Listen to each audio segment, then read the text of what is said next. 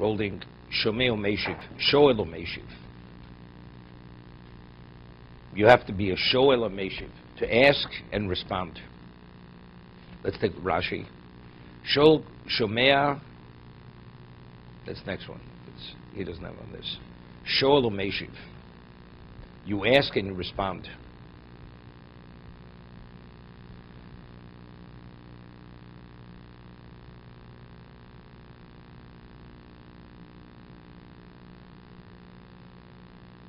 You know, Mishnah tells us, Rambam rules in the Talmud Torah,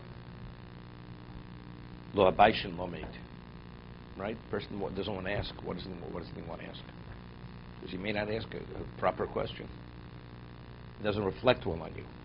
I mean, everybody else gets it. You don't get it. So meaning it's a question of your ego. So the Mishnah tells us in the Rambam rules, Lo Abaishin Lo Meid. If you're baishon, if you're shy, you're not going anywhere. Just because other people may get it the first time, and it may take you 6 times to get it. But if you don't understand, you have to ask. So anything which is bothering you, you have to ask. That's Shoel Meshiv.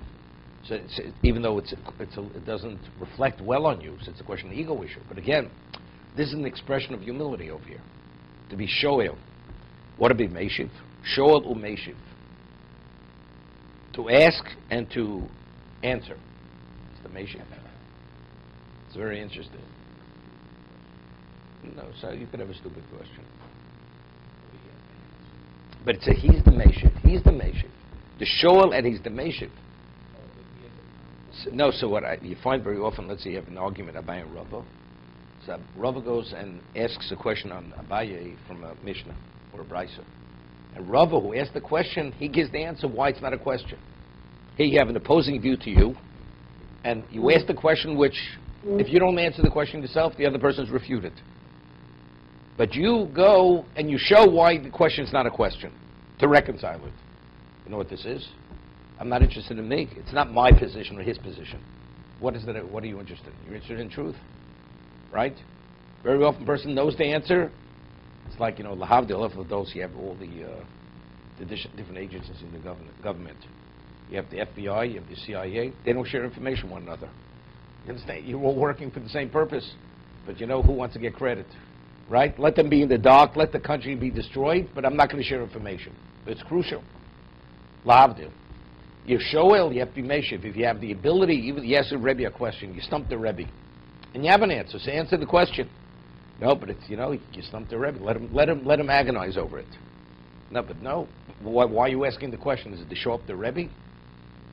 You're not asking that. You're not refuting the other position to prove that you're right.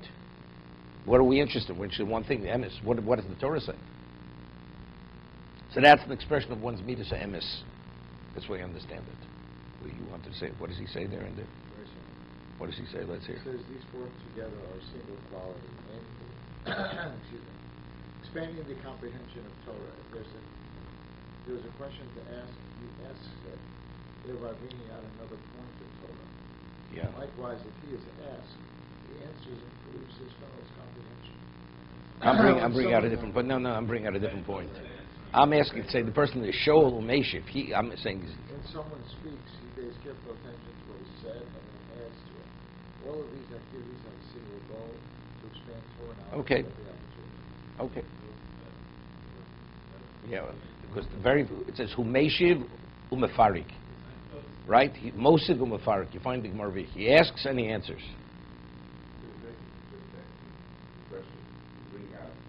No, not what I'm saying. No. What I'm saying is no. I'm asking, it's genuine. It seems to be you refute it. No, then afterwards. The second lady answers it. He says, no, it's not a basis for the refutation. Therefore, now we have to decide who's right, you or me. Right? It's not a refutation now. So now we have to know who's right. This, you know what, this is phenomenal. The Gemara says in Eruvin that we always rule like Hillel over Shammai. Even though Beis Shammai their minds were much sharper, they were Harife, right? So it says because they would not consider their own position until they considered Beis Shammai's position. That was the expression of their humility. And you find Rabbi Yehuda Nossi was a grandson of Hillel, and every Mishnah in Shas, every single Mishnah, You always find the position of Beis Shammai mentioned before the position of Beis Hillel, to indicate that Beis Hillel did not present his position only after he verified whether Beis Shammai's position was acceptable or not acceptable. Once he rejected it, then he said his own position. So what? So because they had such a level of humility, therefore they merited that the halacha should be as they, rather than Beis Shammai.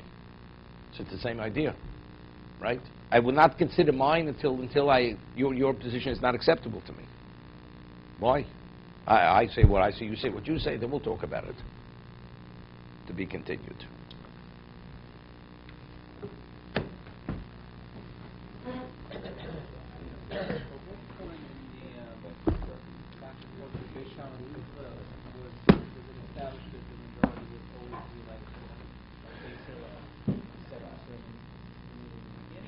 No, at the end of the story, yeah.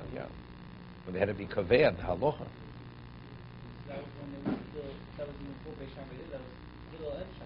Right. No, it was Beis Shammai. No, Beis Shammai and Beis Hillel. The Talmidim. Wasn't themselves only. No. They passed on already. What happened before they passed on? Still, there were two different, they were separate.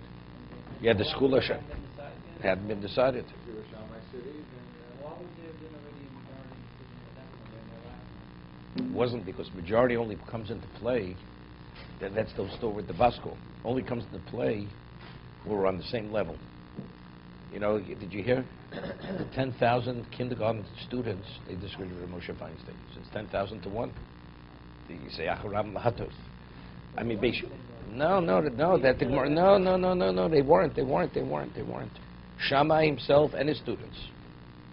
In brilliance, he was greater. Shammai had a much keener mind than Hillel. Much keener. Was no Talmidei Shammai. Why did Shammai attract certain kinds of students, and Hillel attracted other kinds of students?